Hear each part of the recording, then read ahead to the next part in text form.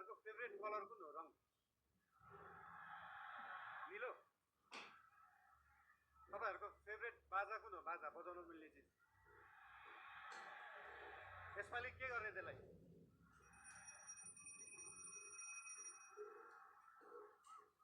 अघि प्लेनबाट ल्यान्डिङ गर्दा गर्दा एउटा कुरा नोटिस गरिरहेको थिएँ। यहाँनिर चितवनमा छतमाथि चाहिँ यस्तो जस्ता राख्ने चलन रहेछ है। सबका सब निलो, जिस्काउनलाई राखे जस्तो। कसलाई जिस्काउनु भएको त्यसरी? त्यो निलो छानाले चाहिँ त्यो छतलाई मक्किनबाट जोगाउँदो रहेछ क्या, राष्ट्रिय स्वतन्त्र पार्टी जस्तै।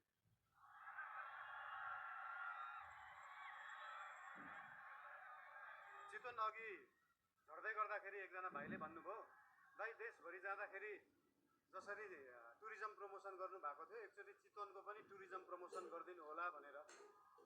मैले भने मेसीलाई फुटबल खेल्न सिकाउनु पर्छ, रोनाल्डोलाई फुटबल खेल्न सिकाउनु पर्छ। हाम्रो चितवनका हाम्रा थारू समुदायमा भएका होमस्टेहरू रिसोर्टहरूमा देख्न सकिन्छ कि यहाँको उत्पादन, यहाँको लुगा, यहाँको म्युजिक, यहाँको खानेकुरालाई कसरी उहाँहरूले टुरिज्म प्रमोसनको लागि उहाँहरूले विश्वमा चिनाउनु भएको छ। त्यो हेर्दाखेरि चितवनले चाहिँ देशलाई टुरिज्म प्रमोसन सिकाउनुपर्छ। घरमा खाने आफ्नो लोकल खाना, आफ्नो लोकल परिकार घरमा खाने, त्यो लोकल परिकारलाई एउटा इन्टरनेसनल क्युजाइनको रूपमा उहाँहरूले प्रस्तुत गर्न सक्नु भएको छ। त्यो पुरै देशले सिक्न जरुरी छ। सिकाउने हेन त चितवनवासीले पुरै विश्वलाई टुरिज्म प्रमोसन। राम्रो कुराहरू यहाँको ठाउँहरूको धेरै छन्। एउटा समस्या रहेछ यहाँ, हरेक वर्ष न्युजमा देख्न पाइन्छ किसानले बाटोमा दुध पोखाएको, तरकारी फालेको। त्यो के रहेछ भन्दाखेरि किसानले सही बजार नपाएको, किसानले सही मूल्य नपाएको एउटा समस्या रहेछ। केही सीमित बिचौलिया, केही सीमित नेताहरूको एउटा सिन्डिकेटले गर्दाखेरि पारी जुन अनुदानले कृषि हुन्छ त्यो सस्तो जस्तो देखिन्छ।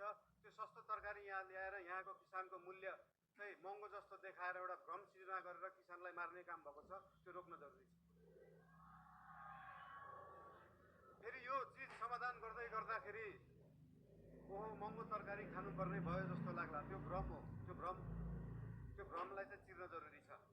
नेपालमै उत्पादन भएको सस्तो बिजुलीलाई नेपालकै सस्तो कोल्ड स्टोरमा सिजनको बेला जुन बेला तरकारी सस्तो हुन्छ त्यो बेला स्टोर गरेर राख्यो भने भोलि महँगी हुने सिजनमा सेम मूल्यमा बेच्न सकिन्छ। किसानले पनि मूल्य पाउँछ, खाने मान्छेले पनि सस्तोमा तरकारी किन्न सक्छ।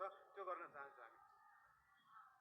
तपाईँहरूले याद गर्नु भएको छ देशभरि जुन लामो दूरीको यातायात ट्रकहरूमा नारायणी लेखा हुन्छ, याद गर्नु भएको छ नम्बर प्लेट। जसरी त्यो लोकल बसहरू, लामो दूरीको बसहरूको हब भएको छ यो चितवन, त्यसरी नै पूर्वदेखि पश्चिमसम्मको तरकारीलाई कोल्ड स्टोरेजमा स्टोर गर्ने हब बन्न सक्छ चितवन। त्यो बनाउन जरुरी छ। देशवासीलाई आफ्नै तरकारी खुवाउन जरुरी छ र किसानलाई सही मूल्य दिन जरुरी छ। बर्खामा हाम्रा